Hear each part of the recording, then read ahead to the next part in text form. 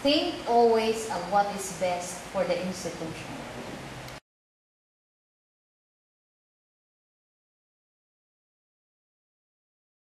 One of my motivation to accept administrative positions were my experiences both in the private and government agencies.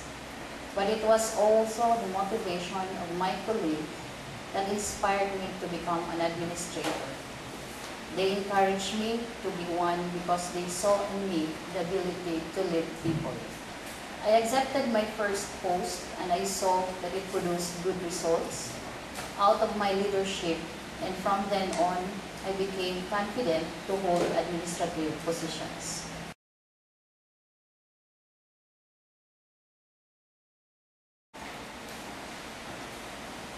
I believe a good leader should have knowledge, skills, and attitude in administration and governance.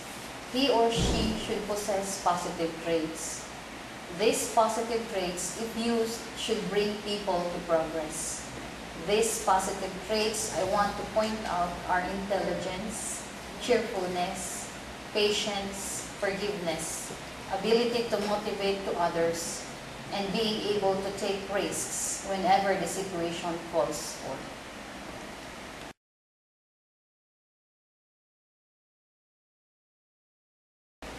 Whenever I make decisions, I always consider foremost the goals of the organization and the benefits or advantages and disadvantages it will produce.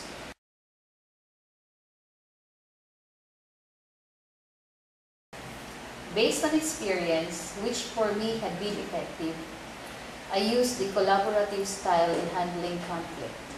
I called all concerned parties to my office. We discussed the conflict, and each was made to discuss his own side, to suggest for solutions, meaning both sides work together to develop optimal outcome. However, said style requires commitment for the success or resolution of the conflict. This style I used before was successful. However, it took a lot of time before the conflict was resolved.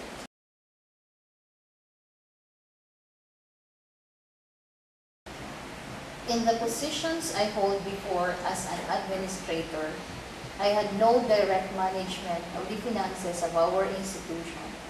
Perhaps in this present position I will have. But I always believe there should be periodic check and balance of the finances of the school, and all expenses should always be within the budget of the institution. Unnecessary expenses must be avoided.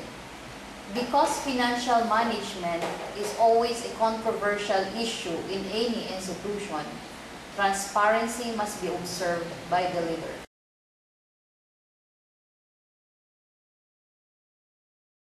In the academic setting where I was appointed as an administrator for almost 9 years, I had only been involved in student welfare policies, nothing much for the employees.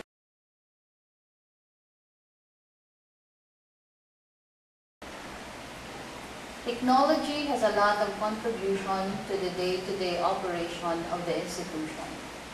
It can make the work of all employees fast and easy. And collaboration with other institutions can also be fast. Thus, day-to-day objectives of the institution are always carried out.